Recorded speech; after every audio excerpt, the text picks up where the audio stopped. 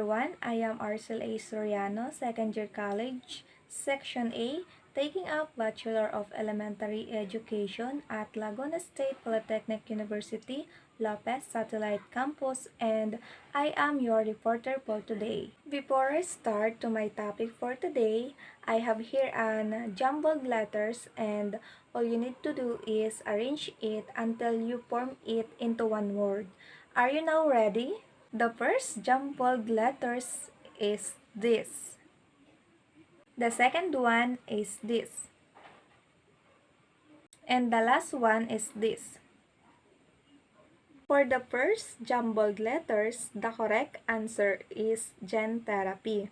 For the second jumbled letters, the correct answer is therapeutic. And for the last one jumbled letters, the correct answer is cell. Did you get the correct answers? Okay, very good. Okay, let's move on to my topic. My topic for today is all about approaches and gen therapy. But before that, I will present to you first the history of gen therapy. On 1960s, the concept of gen therapy was introduced. During the 1972, Friedman and Drublin authored a paper in Science titled Gen Therapy for Human Genetic Disease, and for the year 1984, a retrovirus vector system was designed that could efficiently insert foreign genes into mammalian chromosomes. In year 1990, the first approved gene therapy in the U.S. took place on September 14, 1990 at the National Institute of Health under the direction of William French Anderson. A 4-year-old Ashanti de Silva received treatment of a genetic defect, the left of her with ADA-SCID, a severe immune system deficiency. Year 1992, Dr. Claudio Bordinon performed the first procedure of gene therapy using hematopoietic stem cells as vectors to deliver genes intended to correct hereditary disease. In year 1999, the death of Jesse Helsinger in a gene therapy experiment.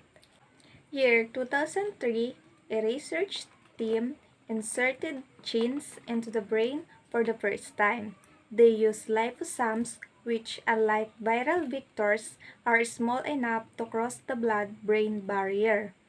Year 2006, the successful use of gene therapy to treat 2 adult patients for X-linked chronic granulomatous disease. Year 2007, the first gene therapy trial for inherited retinal disease.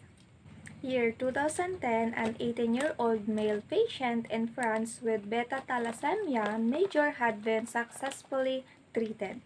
Year 2011, medical community accepted that it can cure HIV as in 2008. Jero Hatter has cured man from HIV using gene therapy. Year 2011 to 2015, research is still ongoing and the number of diseases that has been treated successfully by gene therapy increases. Now that you already know the history of gene therapy, let's find out the approaches in gene therapy. In gene therapy, it has 2 approaches. The first one is in vivo gene therapy and the second one is the ex vivo gene therapy. In vivo gene therapy, it is the direct delivery of genes into the cells of a particular tissue in the body. It means that the therapy is administered directly to the patient. The targeted cells remain in the body of the patient. It also refers to when research or work is done with or within an entire living organisms. Examples can include studies in animal models or human clinical trials.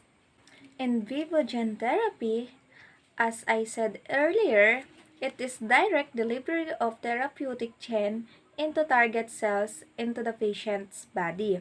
It is carried out by viral or non-viral vector systems.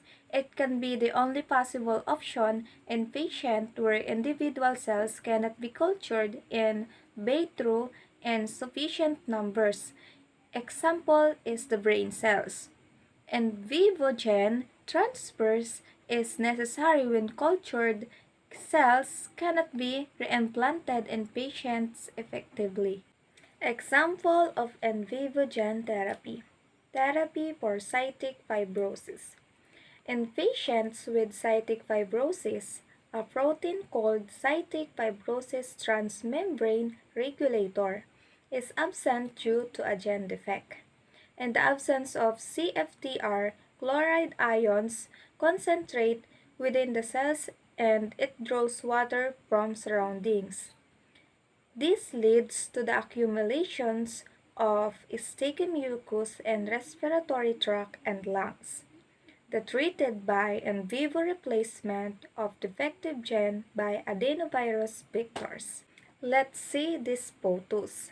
In Vivogen Therapy, for example, the target organ is a liver.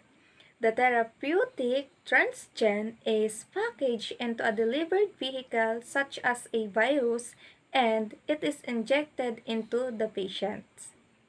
The second approach is ex vivo gene therapy. It is transferring of genes to cultured cells and reinsertion.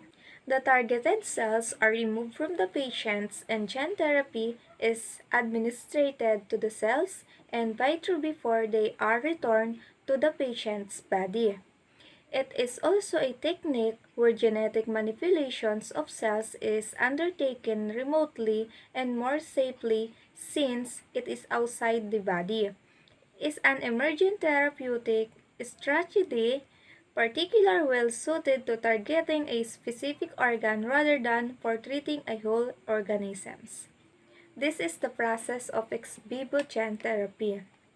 First is isolate cells with genetic defect for a patient. Second is grow the cells in culture. Third is introduce the therapeutic genes. Fourth is select genetically corrected cells and growth. And the last one is transplant the modified cells to the patients. Example of ex vivo gene therapy. First, gene therapy to correct deficiency of enzymes adenosine deaminase. It was performed on a 4-year-old girl, Ashanti De Silva. She was suffering from severe combined immunodeficiency. It causes due to defect in gene coding for ADA. Dioxin, adenosine accumulate and destroy T lymphocytes. It disrupts immunity that suffer from infectious disease and die at young age. Let's see this photo again. The target organ is a liver. So, how can we treat it using ex vivo gene therapy? The therapeutic transgene is packaged into a delivery vehicle such as a virus. The therapeutic transgene is introduced into a delivery cell such as a stem cells that is often delivered from the patients. The genetically modified cells, example is stem cells, are modified into the laboratory and after that, it was re-administered to the patients. For easily to understand the two approaches, let's see this photo. In Vivogen therapy, the genes are transferred into cells while still in the patients. While ex vivo gene therapy, the cells are taken from the patient, the gene is modified in the lab, and the cells are transferred back into the patients. Another one is this photo. In vivo transfer is modified vectors is directly injected into the body, while the ex vivo gene transfers is the tissue cells from patients are cultured and transduced with modified vectors, and transduced cells that produce therapeutic protein are infused back into the body. Gene therapy have disadvantages. The first one is long-lasting therapy is not achieved by gene therapy due to the rapid dividing of cells. Benefits of gene therapy is short-lived.